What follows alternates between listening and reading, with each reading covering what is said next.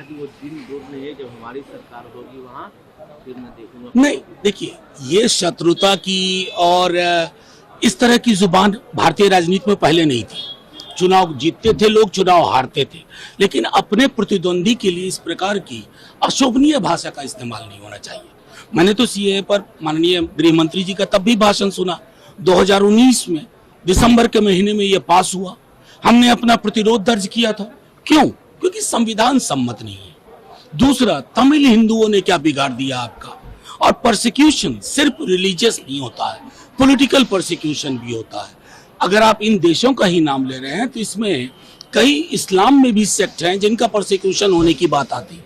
तो ये एक तरफा नजरिया, हम चाहते थे कि समेकित नजरिया में तब्दील हो, लेकिन उसका अभाव है प्रधानमंत्री जी में भी और गृह मंत्री जी से भी। बस इतना आग्रह करेंगे कि चुनाव की गर्मी बहुत बढ़ेगी, आपस में व्यवहार में गर्माहट बनी रहे। उन्होंने एक चीज और बोला कि ममता बनर्जी को शायद ये नहीं मालूम है कि सारे लेने वाले व्यक्ति और घुसपैठी है जो होता है उसमें क्या अंतर है। नहीं, ममता जी को तो मालूम है, लेकिन संभवतः प्रधानमंत्री जी और गृह मंत्री जी हर व्यक्ति को घुसपैठिया करार देने की जो बंगाल में इन्होंने कोशिश की, दिल्ली में कोशिश की, ये शब्द उचित नहीं है। आपकी सरकार 10 बरस है, अगर घुसपैठ हो रही तो किसका फेलियर है? आपका फेलियर है। बीएसएफ कौन कंट्रोल करता है? आप कंट्रोल करते हो। तो आप देश के सबसे कमजोर गृह मंत्री हो। दूसरा, ये लगभग संख्या भी मालूम नहीं, 2-2.5 करोड़ से ज्यादा है। यानी ऑस्ट्रेलिया या कनाडा जैसा एक देश और छोटे छोटे तो 3-4 देश। भारत की आबादी बढ़ी हुई है, बेरोजगारी 40 साल को छू रही है, महंगाई आसमान छू रही है। उस समय 2-2.5 करोड़ लोग जो ये आएंगे, इनको आप अधिकार कहाँ से देंगे, नौकरियां कहाँ से देंगे? और जो देंगे तो जो बेरोजगार हमारा जो इस देश में जिसका गुनाह है कि पार्टीशन के बाद गया नहीं या तमाम परिस्थितियों में जो भारत माता का झंडा लिए खड़ा रहा, उस पर बोझ नहीं बनेगा। उसका बताओ क्या इंतजाम किया है तुमने, कहाँ एलोकेशन ऑफ फंड्स है इनके सबके लिए। तीसरा, हमारा सबसे बड़ा ऑब्जेक्शन जो है वो इसमें आप धर्म की बाउंड्री क्यों लगाते हो? जो भारतवासी रहा है, आना चाहता है भारत में, उसका स्वागत करो। धर्म की कैटेगरी बांटकर तो आपकी बदनीयती सामने आती है कि आप जानबूझकर पोलराइजेशन करना चाहते हो। अरे कोई जरूरी थोड़ा कि जो आ जाए आप सबको दें, आप उनकी जांच कराइए। अगले चुनाव से पहले ये कह देंगे कि 2024 से पहले जो लोग हैं उनको नागरिकता दी जाएगी, तो ये तो इनके हाथ में। तो ये खतरनाक सिचुएशन क्रिएट होगी, बहुत ज्यादा लॉ एंड ऑर्डर के लिए खतरनाक सिचुएशन क्रिएट होगी, हमारे बच्चों के रिसोर्सेज के ऊपर खतरनाक सिचुएशन क्रिएट होगी। इसको तुरंत प्रभाव से वापस लेना चाहिए भाजपा को। गृह मंत्री ही वो व्यक्ति हैं जिन्होंने पहले कहा था अब आप देखिए कि मतलब क्या क्या लिंक है, सीएए, फिर एनआरसी और फिर वो पॉपुलेशन रजिस्टर। ये तो खुद उन्होंने कहा है आज से 4 साल पहले। अब वो कह रहे हैं कि कोई मतलब नहीं है। क्या मतलब है उनका ये तरह की बातें करने का?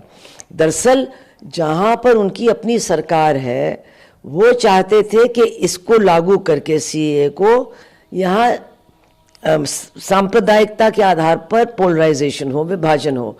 वो हो नहीं रहा है। असम में उनके जो अपने समर्थक हैं वो हड़तालें कर रहे हैं, वो सीए के दस्तावेज को जला रहे हैं, वो इसका विरोध कर रहे हैं।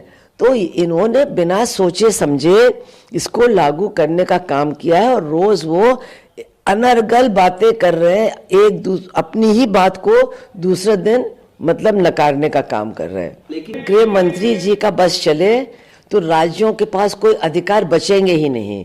वो आधी बात करते हैं, अर्ध सत्य पर उनका विश्वास है।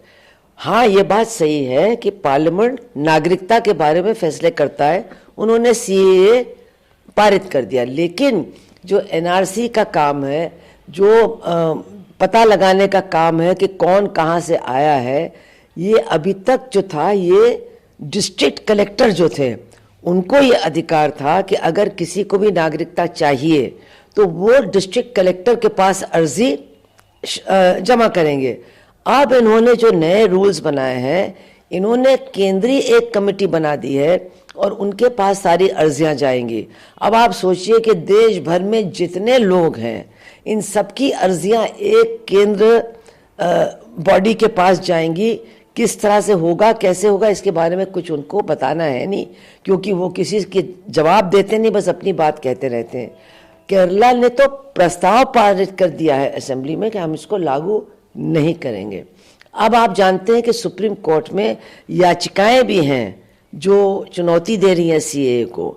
इनकी सुनवाई शुरू हुई थी, फिर बंद हो गई। अब कल 2 लोग जिन्होंने पहले याचिका डाली थी इसके खिलाफ, इसमें डीवाईएफआई है, democratic youth federation of India, उन्होंने कल फिर सुप्रीम कोर्ट से कहा है कि पहले हम लोगों की याचिकाओं पर सुनवाई कीजिए, उसके बाद ही इसको लागू होने दीजिए, इसको स्टे कर दीजिए। ताकि वो दिन दूर नहीं है जब हमारी सरकार होगी वहाँ फिर मैं देखूंगा। नहीं, देखिए, ये शत्रुता की और इस तरह की जुबान भारतीय राजनीति में पहले नहीं थी। चुनाव जीतते थे लोग, चुनाव हारते थे, लेकिन अपने प्रतिद्वंदी के लिए इस प्रकार की अशोभनीय भाषा का इस्तेमाल नहीं होना चाहिए। मैंने तो सीएए पर माननीय गृह मंत्री जी का तब भी भाषण सुना, 2019 में दिसंबर के महीने में ये पास हुआ। हमने अपना प्रतिरोध दर्ज किया था। क्यों? क्योंकि संविधान सम्मत नहीं है। दूसरा, तमिल हिंदुओं ने क्या बिगाड़ दिया आपका? और परसिक्यूशन सिर्फ रिलीजियस नहीं होता है, पॉलिटिकल परसिक्यूशन भी होता है। अगर आप इन देशों का ही नाम ले रहे हैं तो इसमें कई इस्लाम में भी सेक्ट हैं जिनका परसिक्यूशन होने की बात आती है।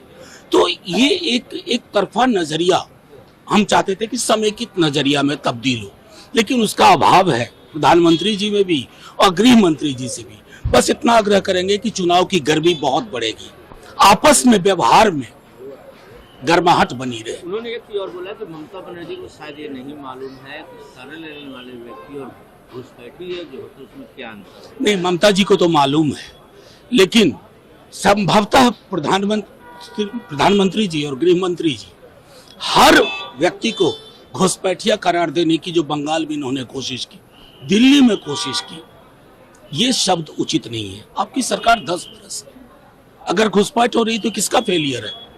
आपका फेलियर है। बीएसएफ कौन कंट्रोल करता है? आप कंट्रोल करते हो। तो आप देश के सबसे कमजोर गृह मंत्री हो। दूसरा, ये लगभग संख्या भी मालूम नहीं, 2-2.5 करोड़ से ज्यादा है। यानी ऑस्ट्रेलिया या कनाडा जैसा एक देश और छोटे छोटे तो 3-4 देश। भारत की आबादी बढ़ी हुई है, बेरोजगारी 40 साल को छू रही है, महंगाई आसमान छू रही है।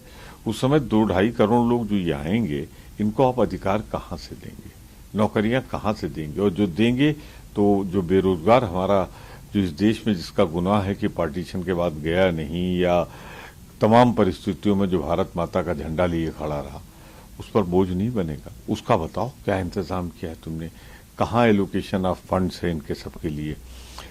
तीसरा, हमारा सबसे बड़ा ऑब्जेक्शन जो है वो इसमें आप धर्म की बाउंड्री क्यों लगाते हो? जो भारतवासी रहा है, आना चाहता है भारत में, उसका स्वागत करो।